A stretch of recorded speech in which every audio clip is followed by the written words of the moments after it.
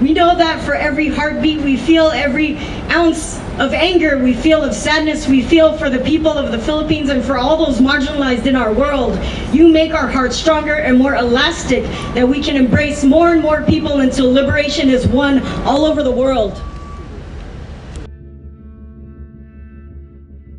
We're here today because Brandon Lee, born and raised in San Francisco, who organized in the League of Filipino Students, San Francisco State University, who came to live in the Ifugao province of the Cordilleras in the Philippines, in the most dangerous place to be an environmental activist, was shot 4 times and is fighting for his life. Brandon Lee, a compassionate community organizer and an internationalist, in the true sense of the word, took up a struggle, a compassionate friend to us who joined a movement in the Philippines. One at its core is the right to land, to the right to self-determination against development, aggression, and militarization. Those who tried to kill him, who shot him in the back, are still around, trying to make sure that they were successful. And so that's why we call on the U.S. Embassy to please send protection to Brandon, his friends, his colleagues, and his family. We also call on our congressional representatives to please put pressure on the U.S. Embassy. When Brandon's mom called on Tuesday night to seek their help for protection, all they said was that they can refer her to some lawyers. That is not acceptable.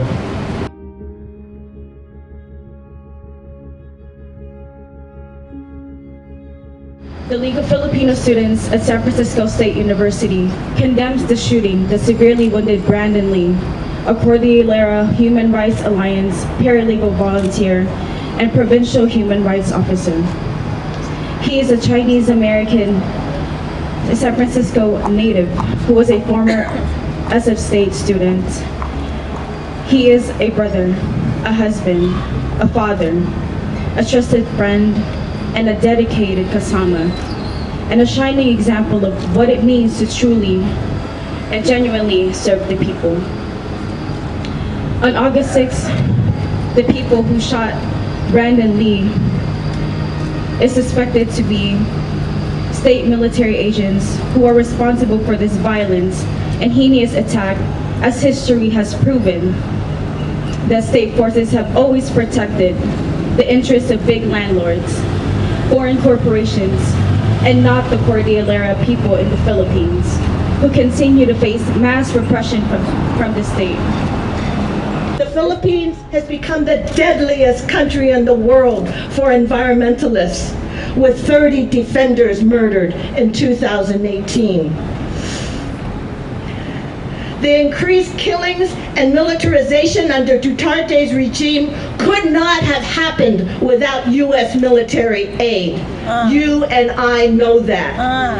In 2018, U.S. military aid increased to a total of $193.5 million. That does not include arms sales or donated equipment.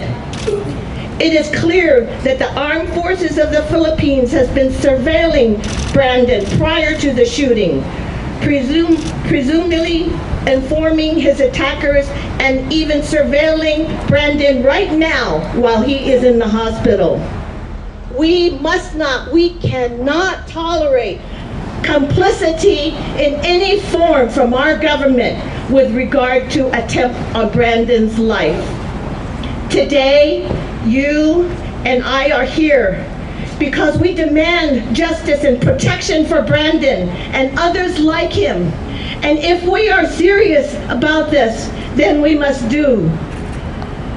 not only put pressure on the U.S. Embassy to ensure the safety and protection of Brandon, but we must call for a thorough investigation of how U.S. tax dollars that are being funded to the Philippine Army and the Philippine National Police is being used.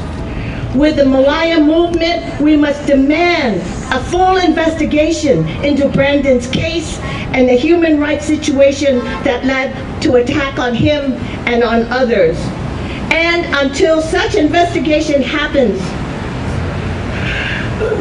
iChurch stands by our call to withhold aid to the Philippine military and police and to end U.S. support of the Duterte regime.